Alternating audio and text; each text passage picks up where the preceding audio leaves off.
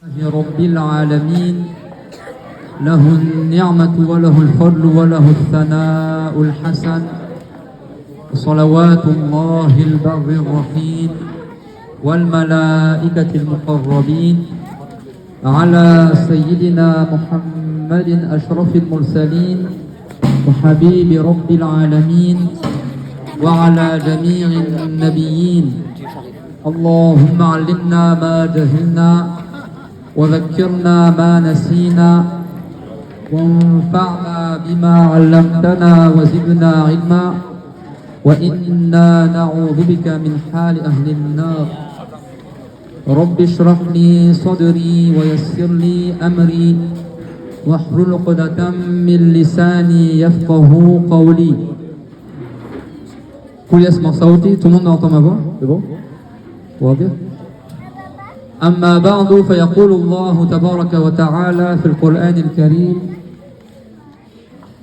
وتعاونوا على البر والتقوى ولا تعاونوا على الإثم والعدوان, c'est-à-dire entraidez-vous pour les œuvres de bien et l'obéissance à Allah, pour la piété, et ne vous entraidez pas pour le péché et la désobéissance à Allah Azza wa Jal.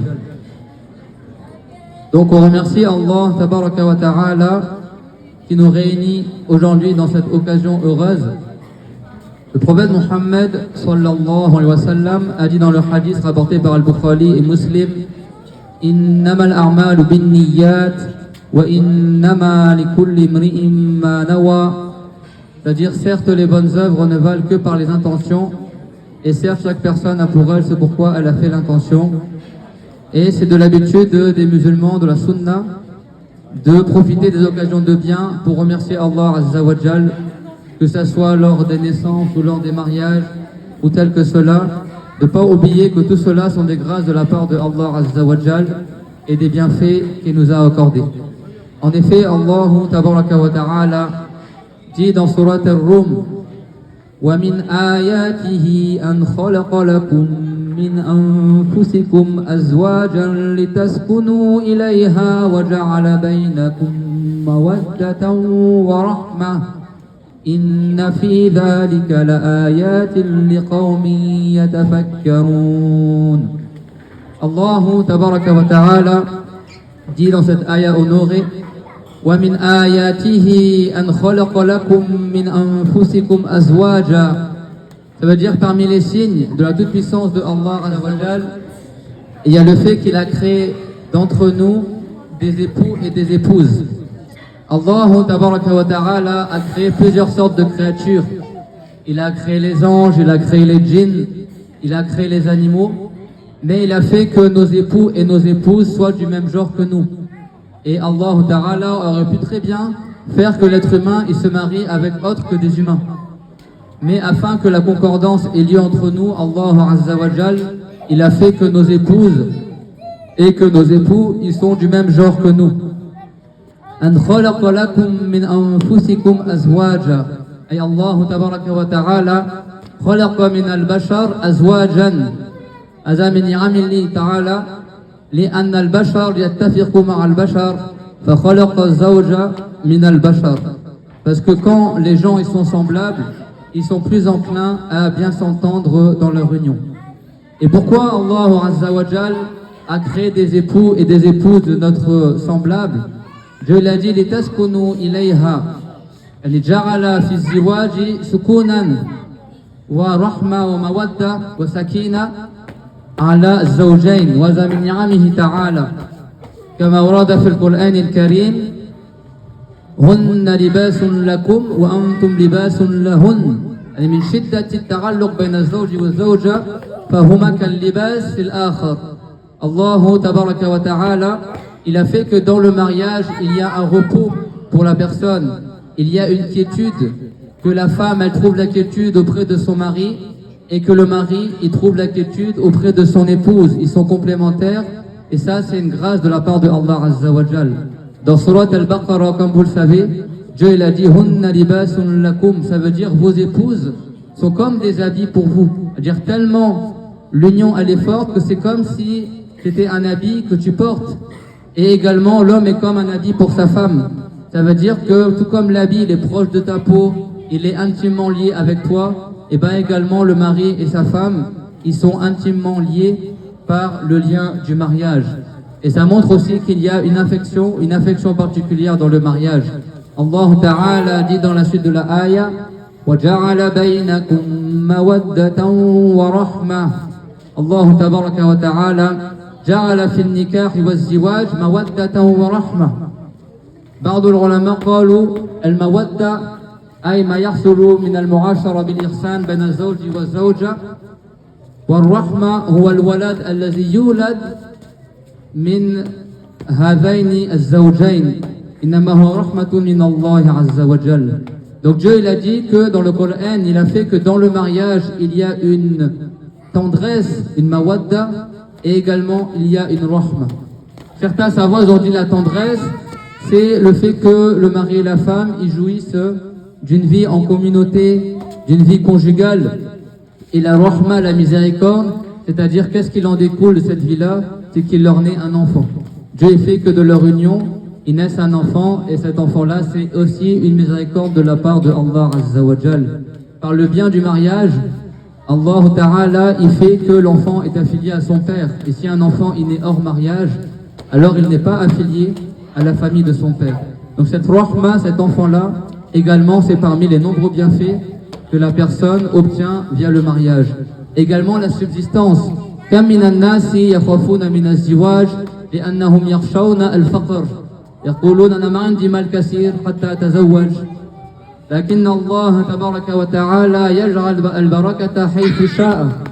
وفي كثير من الأحيان يكون الزواج سببا للرزق أيضا من الله عز وجل. Dans beaucoup de cas, également, le fait de se marier, c'est une cause de subsistance. Il y a des gens, des fois, ils veulent pas avoir des enfants, ou pas se marier, ils vont dire, je vais faire beaucoup de dépenses, j'aurai pas assez d'argent. Je pense que tout le monde avec les ça, ceux qui sont mariés. Quand on a des enfants, ils vont dire, tu verras les couches, c'est super cher. Et en réalité, quand après t'es marié, t'as des enfants, tu te rends compte qu'en fait, la subsistance, elle vient par la volonté de Allah Azza wa Jal, et qu'en réalité, c'est pas aussi onéreux qu'on le pense. Le prophète Mohammed, alayhi salam, dans certains hadiths, il a dit, rechercher la subsistance par le mariage. أكيد شخص ما عنده مال لا يستطيع الإنفاق على الزوجة لا يسن له أن يتزوج، لكن إذا عنده الأقل حتى يكفي زوجته الله تعالى يبارك له، وقد ثبت النكاح يجعل فيهما البركة والرزق. لذلك الله تبارك وتعالى قال أن لا تقتلوا أولادكم مخافة الفقر الله يرزقهم. Encore Dieu dans le Coran nous a enseigné même de ne pas tuer nos enfants par crainte de la pauvreté. Chacun a sa subsistance. Que Dieu lui accorde, que ce soit l'épouse ou les enfants ou tel que cela. Donc il y a beaucoup de bienfaits dans le mariage. C'est pour ça que Dieu il a dit وَمِنْ آيَاتِهِ آيَاتِ اللَّهِ أي التي تدل على عظم قدرة الله عز وجل. Et dans le mariage également, il y a une cause de subsistance. On a parlé de la dot tout à l'heure. Alors quand j'ai parlé de la zakat, bien sûr, on a fait le rappel. Comme vous le savez, la zakat sur l'or, il faut que ça atteigne un seuil. Comme pour la zakat de l'argent. Mais le seuil de l'or, c'est environ 4100 € ou un peu plus maintenant. Donc là, la dot de la sœur, Inch'Allah, elle est supérieure à 4000 €. C'est pour ça qu'on a parlé également de zakat tout à l'heure. Donc dans tous les bienfaits que Dieu l'a fait qu'il y ait dans le mariage, Dieu l'a dit Inna fi dhalika la ayatin liqawmin yatafakkarun. Certes, dans le mariage, il y a des signes pour ceux qui sont capables de raisonner. D'accord? Pour que la baraka, elle soit dans le mariage, il convient que le mari et la femme respectent le droit de chacun. Et sachez qu'en islam, le mari, c'est un devoir de le respecter et c'est une cause d'agrément de Allah Azza wa Jal. Le prophète, alayhi salam, il a dit Al-mar'ata idha addat haqqa zawjiha wa tamut ala dhalik fa Allah ta'ala yarda anha.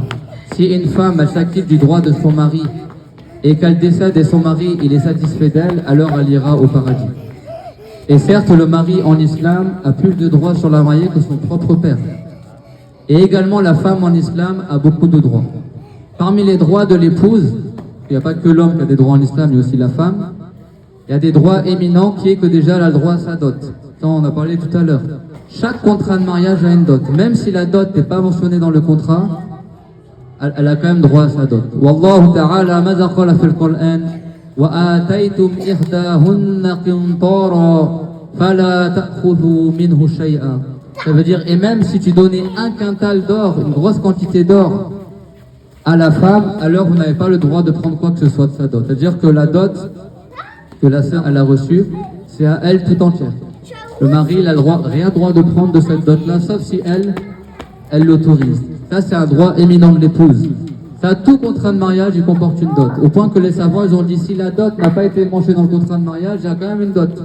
Même si la femme a dit à son tuteur, marie-moi sans dot, il y aura quand même une dot qui va être déterminée sur une loi de l'islam. Également, parmi les droits de la femme, il y a la charge, al-nafaqa. وفي الإسلام النفقة للزوجة هي مقدرة كل يوم عند طلوع الفجر الزوج ينظر إلى حاله هل هو غني هل هو فقير هل هو متوسط فعلى حسب يعطي لزوجته النفقة كل يوم التي هو الطعام ما يكفي طعامها ليومها. Tous les matins, le mari, il regarde, est-ce qu'il est riche, est-ce qu'il est pauvre, est-ce qu'il est intermédiaire. Et chaque jour, le mari doit assurer un repas à son épouse. Et le repas, il varie en fonction du niveau social de la femme et également au niveau de ce qui est mangé habituellement dans le pays, en fonction des saisons et tel que cela. Et également, parmi les choses qui incombent au mari, c'est qu'il doit une tenue pour chaque saison. Dans le mariage, on n'a qu'à faslan, fasl shita ou fasl saif. عند كل فصل يجب عليه أن يأتي لها بالكسوة كسوة للصيف وكسوة للشتاء. Donc la femme également, elle a le droit d'avoir une tenue pour chaque nouvelle saison. Une tenue pour l'été, une tenue pour l'hiver. Ça veut dire que chaque année qu'il passe, chaque année le mari doit racheter une nouvelle tenue. Même si elle a déjà des habits, la femme, le mari doit quand même lui ramener une nouvelle tenue. وهو الخمار والفستان والسروال. Au minimum, c'est le foulard, la robe et le pantalon. Après, il y a les chaussures, la veste en hiver et tout ce qui suit cela également. لماذا هو هذا مهم جدا؟ لأن الزوج إذا لم يؤدي نفقة زوجته وقع في المعصية الكبيرة حتى إنه ورد في الحديث أنه يحشر يوم القيامة ونصف جسده فارغ مفلوج يعذب يوم القيامة. Le prophète alayhi salam, il a dit, il suffit comme péché à la personne qui laisse sans charge ceux qui sont à sa charge. Donc il y a la nourriture tous les jours, au moins un repas par jour, en général les gens ils font beaucoup plus, une tenue par saison, c'est clair? Et si le mari ne donne pas la charge, il tombe dans le grand péché.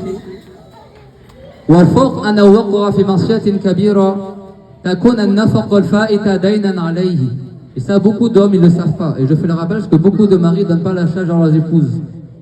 Toutes les charges que le mari n'a pas données, ça reste une dette sur lui.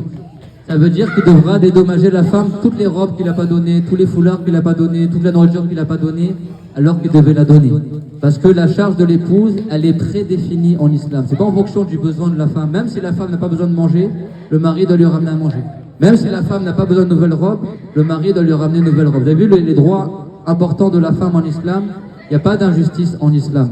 Le mari a des droits éminents. وحق الزوج على الزوجة شيئان. الأول هو أن يكون له حق الزوجية الاستمتاع. Le premier droit que le mari a sur son épouse, c'est le droit de jouissance conjugale. C'est-à-dire que la femme ne se refuse pas à son mari sans excuse. Si elle a une excuse, elle est malade comme ça, alors là, elle a le droit de se refuser. Mais sinon, elle respecte la jouissance conjugale par rapport à son mari. Et si elle habite chez son mari, bah, comme chez n'importe qui, tu n'emmènes pas n'importe qui à la maison, si tu veux sortir, tu demandes l'autorisation. Ça, si elle habite dans la maison du mari.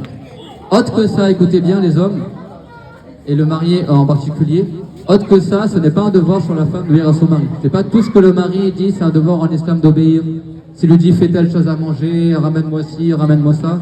La femme en islam n'est pas l'esclave de son mari. Mais dans ces deux droits-là, c'est des droits importants que le mari a sur l'épouse. Comme le mari, il prend en charge la femme, alors il a un grand droit sur son épouse. Et il convient que l'épouse respecte son mari plus que son propre père. Et également, si après plus tard ils ont des enfants, sachez que le mari, et ça je l'adresse à votre frère, machallah, que Dieu préserve, c'est pour ça qu'en islam, l'homme il a une grande part, c'est parce que l'homme non seulement il prend en charge son épouse, mais il prend en charge aussi ses enfants. Et l'éducation des enfants, c'est un combo père. C'est lui qui sera interrogé au jour dernier. Donc il leur enseigne la religion, il leur enseigne un métier, etc. Tout ça, c'est un combo père. Même si la mère, elle le fait, l'obligation, elle est sur le père.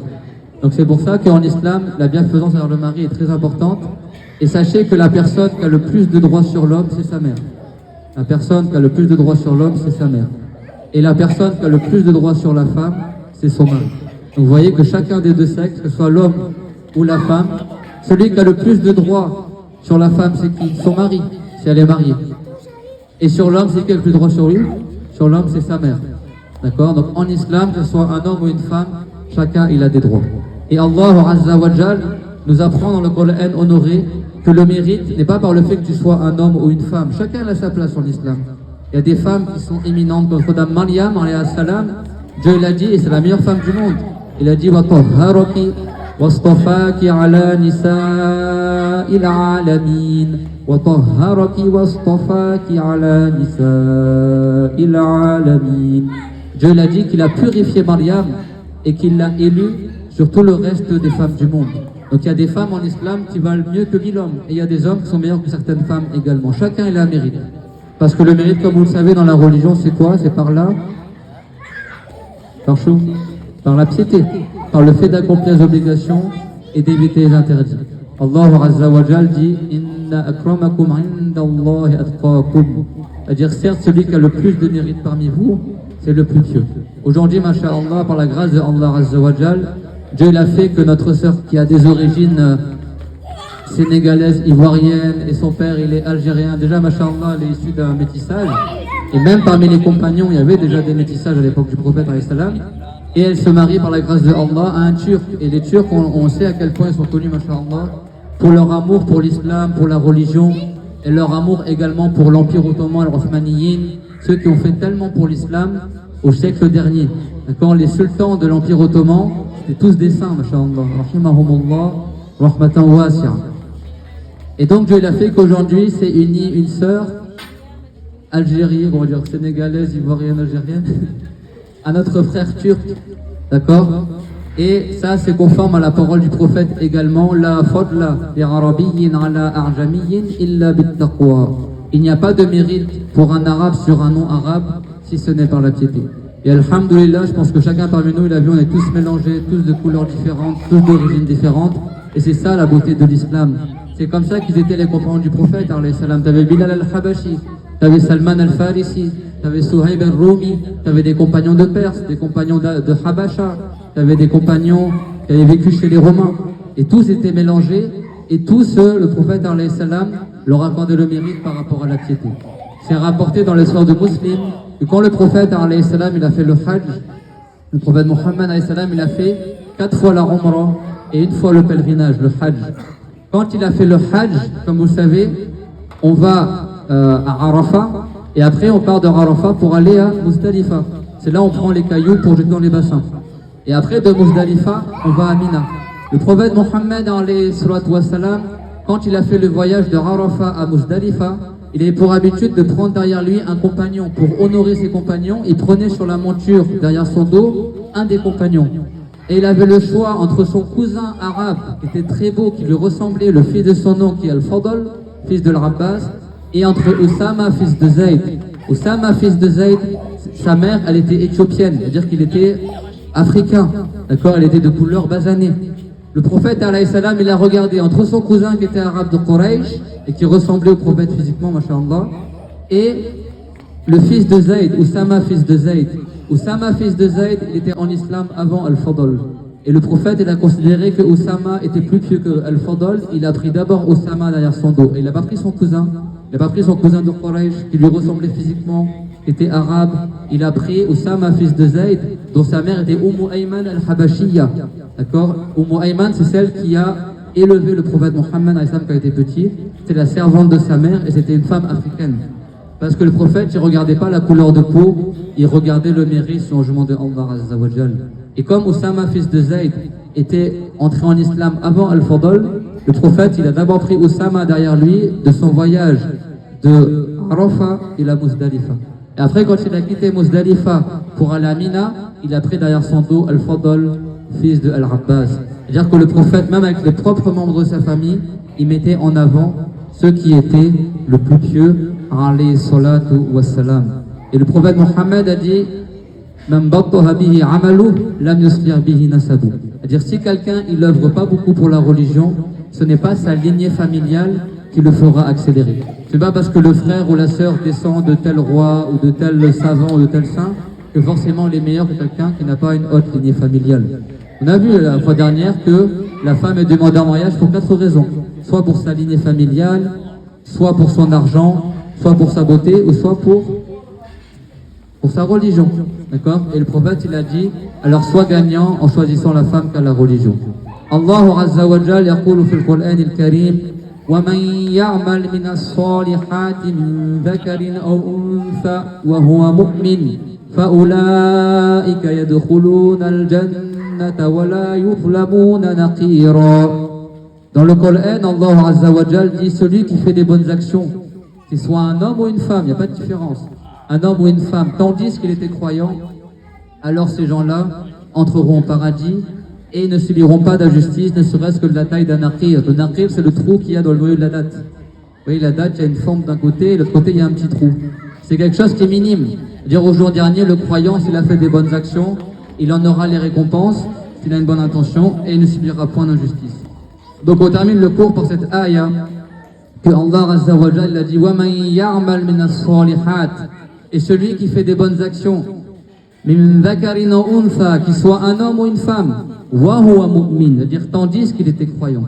Et là, c'est le point le plus important qui nous réunit aussi également, c'est qu'on est tous musulmans par la grâce de Allah Azza wa Jal, qu'on soit turc, qu'on soit indonésien, qu'on soit algérien, qu'on soit marocain, qu'on soit ivoirien, sénégalais, alhamdoulilah, le lien de l'islam est le plus fort lien que Dieu a fait entre les humains. Il y a les liens de la famille, n'est-ce pas? Il y a les liens du travail, les collègues de travail, il y a les amitiés. Mais qu'est-ce qu'il a dit Allah Azza wa Jal? Al-akhillahu yawma'idhin ba'duhum li ba'din adu illa al-muttaqin.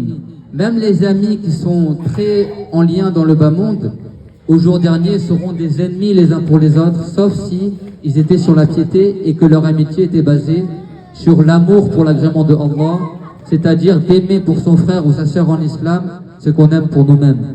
Et ça, il convient de l'appliquer également dans le mariage. Moi, j'aime ma femme et je souhaite pour elle qu'elle soit au paradis avec moi et j'agis envers elle tout comme j'aimerais qu'on agisse envers moi. Et l'épouse, pareil. Ça, c'est le conseil. Et sachez, mes chers frères et sœurs, que dans le mariage, il faut beaucoup de patience. Des fois, il y a la fatigue. Des fois, ta femme, elle sera fatiguée. Des fois, toi-même, tu seras fatigué. Des fois, le mari rentre du travail, il n'a pas envie de sourire, ou la femme, elle est fatiguée, elle a passé une dure journée avec les enfants.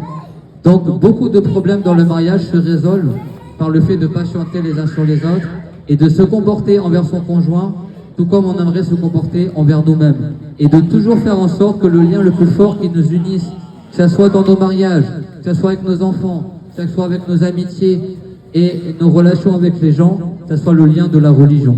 Parce qu'il n'y a pas un lien plus fort que le lien de l'islam. Rabitatul iman la yuwazihi al-rawabit al-ukhra. هذا أقوى رابطة بين المسلمين والإنسان البشر. Le plus fort lien qui est entre les gens, c'est la foi. Et la foi, c'est quoi? C'est de connaître Allah Azza wa Jal. L'iman, huwa ma'rifatullah Azza wa Jal. Wa ma'rifatullah yakun bi ma'rifati ma yajuzu fi haqqillahi ta'ala wa ma yajibu fi haqqillahi ta'ala min as-sifat allati taliqu bihi wa ma yastahilu fi haqqihi Azza wa Jal. Et donc la foi musulmane, c'est quoi? C'est le fait de connaître Allah.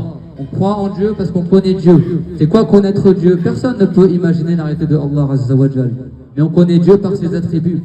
On connaît Dieu en sachant qu'est-ce qui est obligatoire selon la raison concernant Allah Azza wa Jal. Les attributs qui sont dignes de lui, qu'il est tout puissant, qu'il voit tout, qu'il entend tout, qu'il ne ressemble pas à ce qu'il a créé. Alhamdulillah, parmi nous, il y a la famille turque, masha'Allah. Le sol 7. Tout le monde va bien, masha'Allah.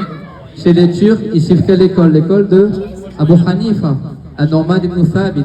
Abu Hanifa, c'est le plus ancien des 4 imams. Et on a aussi la famille algérienne, masha'Allah, la famille ivoirienne. C'est quelle école chez vous? L'école de Malik ibn Anas. D'accord? Tous ces grands savants-là du Salaf étaient tous sur la même croyance. Abu Hanifa, il a écrit un livre qu'on appelle Al-Fiqh al-Akbar.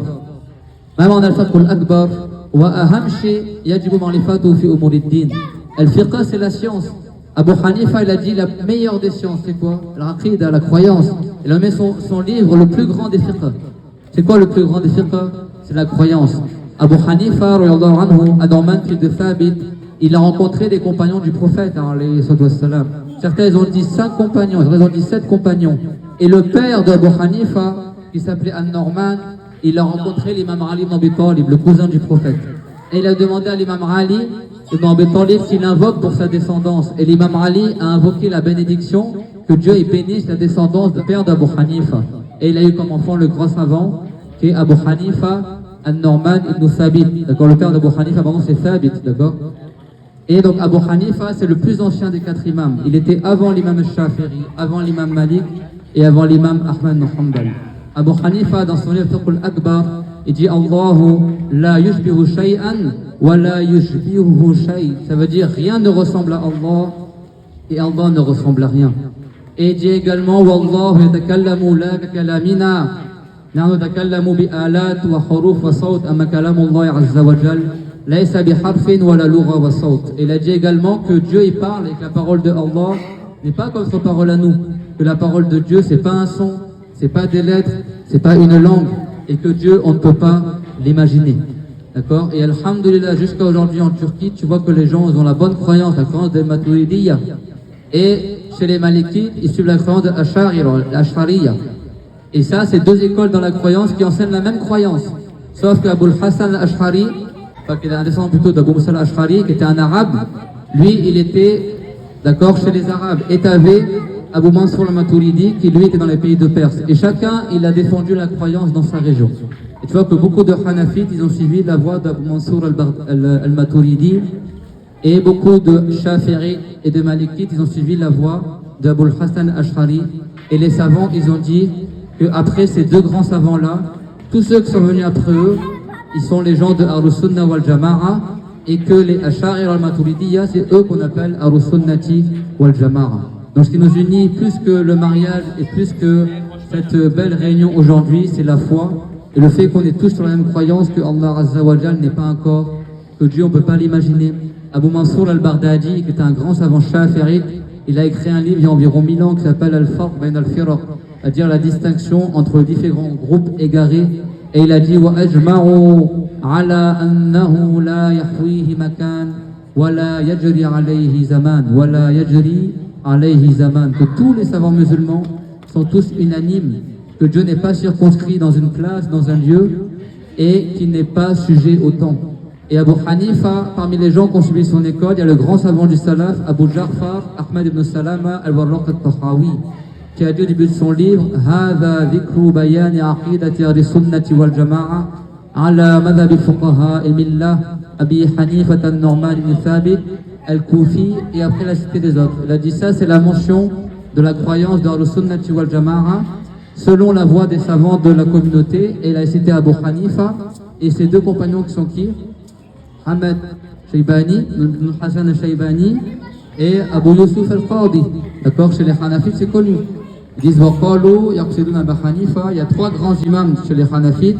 T'as Abu Hanifa et après il y a ses 2 élèves, al-Qadi Abu Yusuf et Mohammed ibn al-Hassan. Donc souvent on suit ces 3 imams.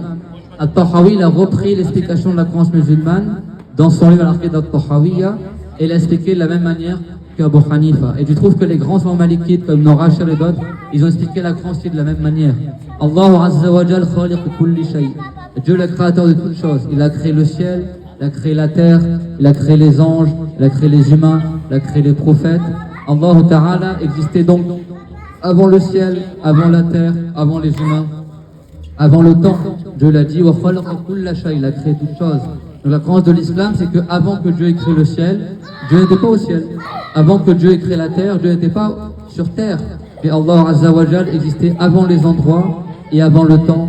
Donc on ne peut pas l'imaginer, subhanahu wa ta'ala.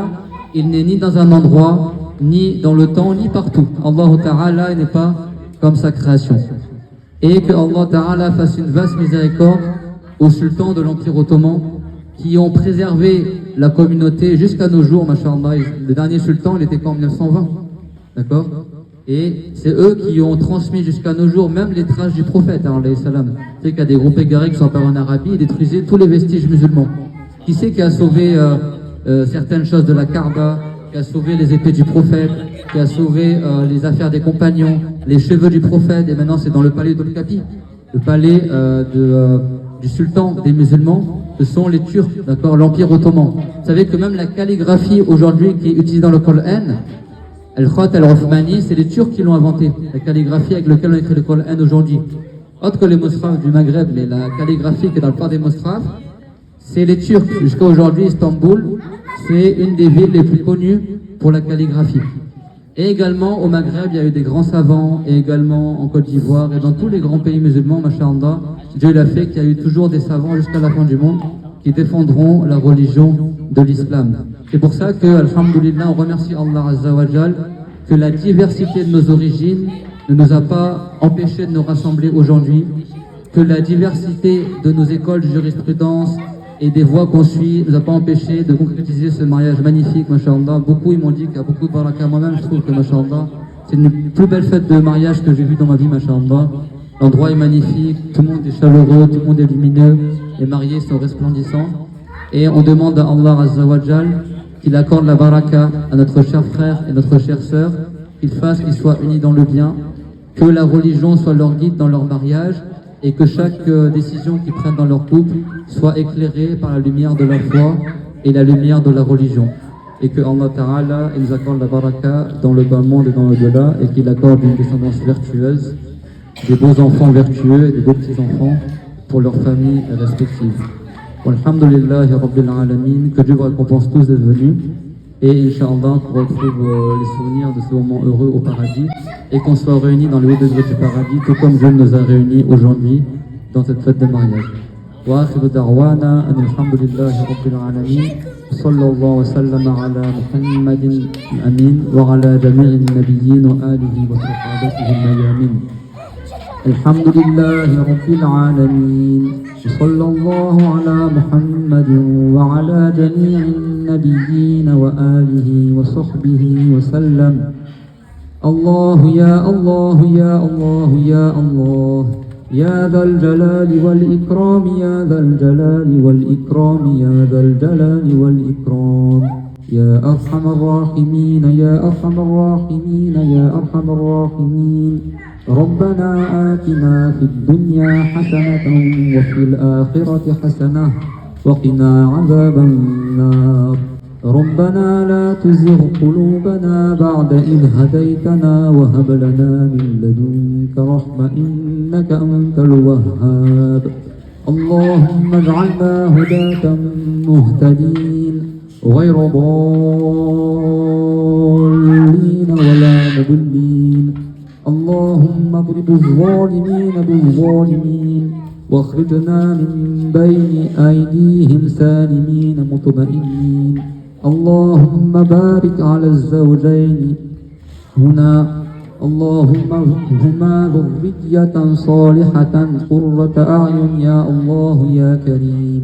اللهم آت كل منا سؤله من الخير واغفر لنا وللذين سبقونا بالإيمان. اللهم اجعل هذا الجمع جمعا مرحوما وهذا الدعاء دعاء مستجابا.